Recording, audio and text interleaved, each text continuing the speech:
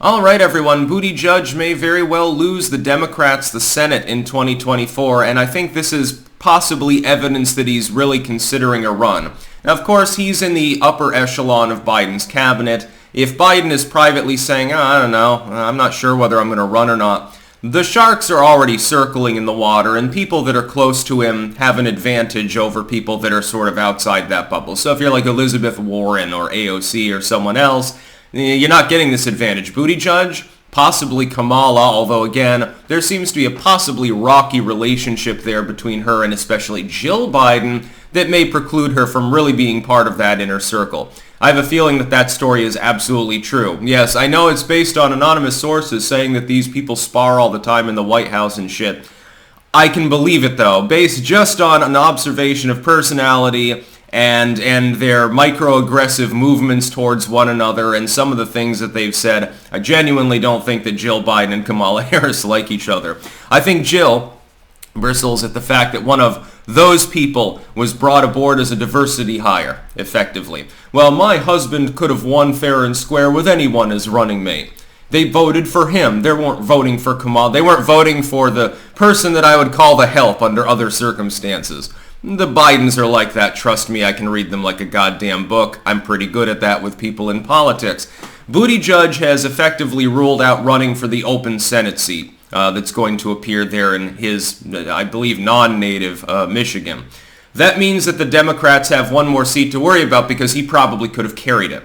He's reasonably popular in party compared to most of the other figures that make up the potential 24 field, that make up sort of the higher echelon of people you'd see on TV, etc. Buttigieg is on the top. He's in the upper crust. He's way above Kamala. He's above goddamn Biden, etc., etc. Now, why would he have effectively ruled it out? Because I think that he wants to run for the presidency, and here's why. I don't think that there's a high likelihood that Joe Biden will run. He is old. He is not well liked within his party. His approval remains sub-mediocre. He's about 10 points underwater. It's angling in a downward direction. The economy is not expected to be particularly pretty in 2024, certainly not in the rest of 2023 at some point. You have multiple diplomatic issues. You have now multiple scandals. And Biden was never really well liked to begin with. He was simply conceived of as the most electable of a field of candidates that was remarkably weak.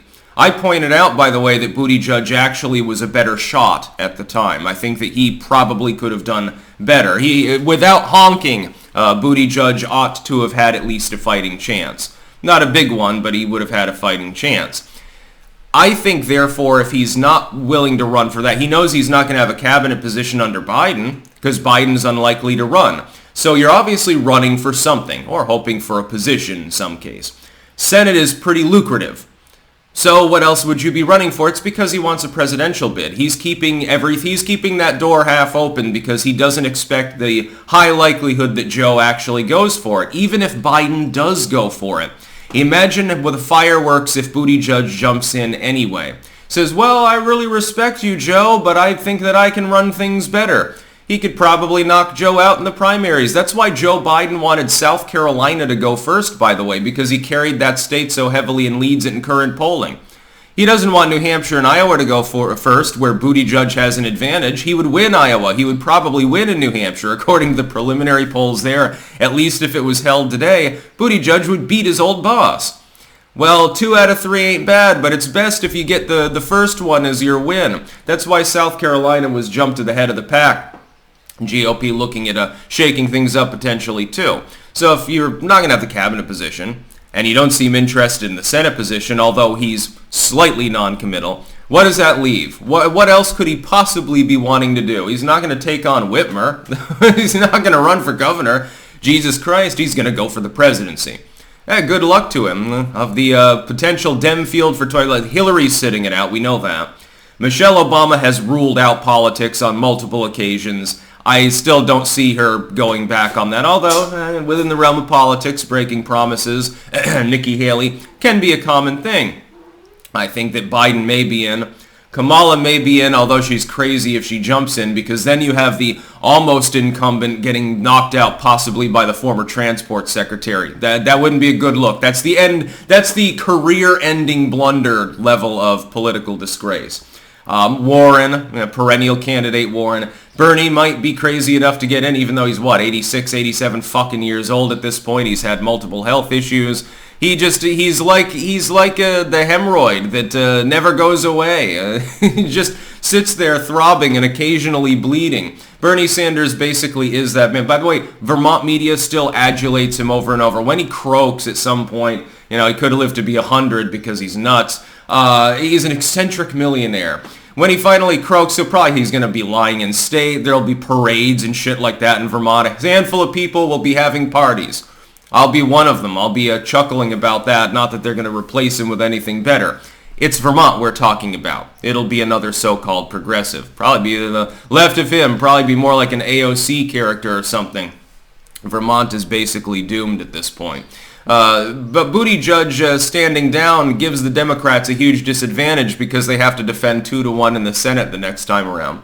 The majority of the seats that are up in the Senate that need to be contested are held by Democrats, an outright majority of them. Not open, not GOP held and defended, Dem defended. Most of them, I think it's like 60% of the seats. They are going to have a real goddamn hard time unless the economy gets notably better or something like that, holding those seats. Now, this doesn't necessarily mean, MAGA has a chance for a big win. Hate to tell you about Hong Kong, it'll probably be a bunch of unipartyist Republicans that end up taking the Senate. But if you have any MAGA candidates in the Senate at all that hold their seats, you still, at the very least now that they control the Senate, it's harder for them to block 100% of the things you want to do. So it's still an improvement, albeit a very lackluster one. You might end up having to thank Pete Buttigieg if it's a narrow margin of victory. Or the Republicans could decide to back off of education and the border and winning issues like that and flub it like they did in 22. Self-sabotaging, Mitch McConnell style. Remember when he decided to divert money to a GOP versus GOP Alaska Senate race?